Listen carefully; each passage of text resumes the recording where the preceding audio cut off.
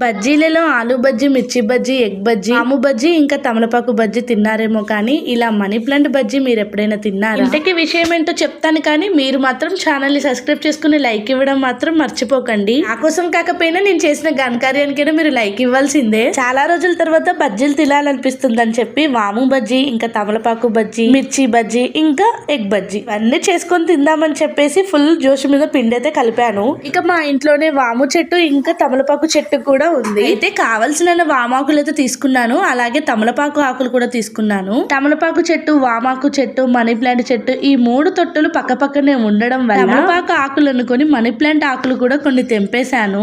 ఇలా తమలపాకు బజ్జీలతో పాటు మనీ ప్లాంట్ బజ్జీలు కూడా వేశాను.